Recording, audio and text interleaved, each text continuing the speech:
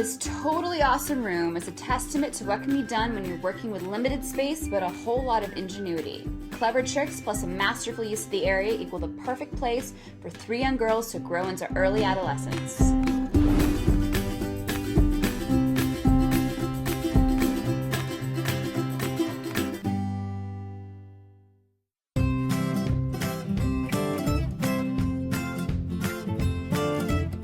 I'm Rebecca Wolf. Welcome to the Legati home.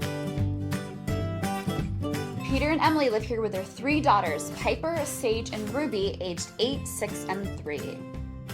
Now, normally, one would think putting 3 little girls in the same room is a recipe for disaster. But what Peter did was he created this almost pod-like bunk system where each of the girls actually has their own distinct, unique space. Before Ruby was born, this was just Piper and Sage's room, and they shared a bunk bed that totally dominated the space. So you think you'd have less room when you add a 3rd child into the mix, but not at all. Actually, they have more room than they've ever had before, thanks to Peter's genius in the bunk building department.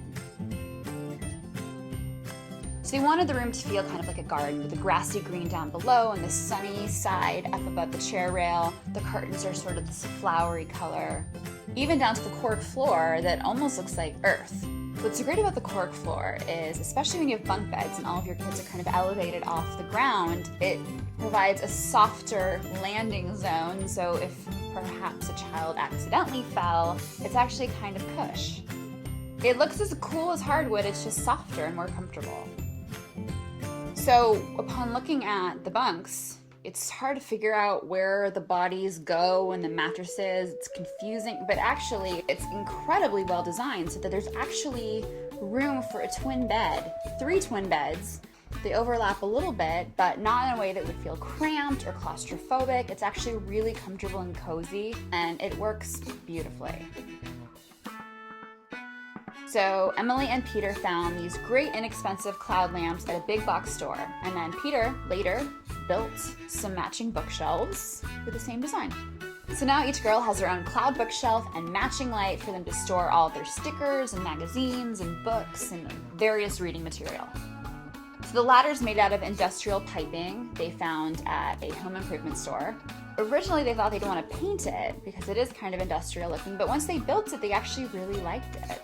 And I do too. It looks kind of like a submarine, like a little girl's submarine dream house. So Peter bought these old post office box doors and actually built little secret hideaway places for them to store all of their secret goods. Anything that's really personal to them that they don't want their sisters to get into, bam, put it in your lockbox and you're good. So because they put the bed in the closet, they needed to obviously buy a closet large enough for 3 little girls. Not an easy task. So they found a closet with 4 doors, each door obviously one for each girl, and then there's a 4th for sort of the etc. stuff that kind of is everybody's. It looks like it belongs in the room. It has these 4 doors, sort of a built-in vibe. So even though you do have this huge closet, you don't really see it.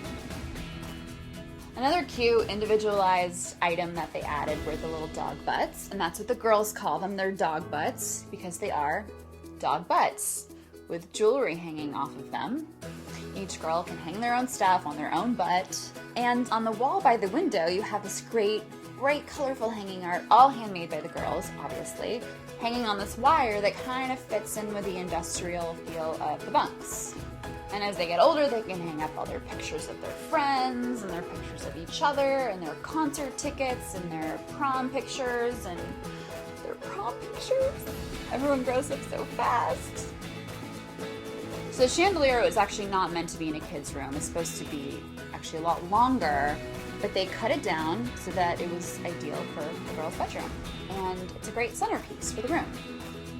So I'm all for the shared space. I think it's so important to teach your kids how to cohabitate, how to share, that they're not entitled to having their own humongous room. And the girls love it. They love being together. They love that they each have their own little spots. They can pull their curtain close if they need to. They get to be together. They get to separate. They can all do that while still sharing a room.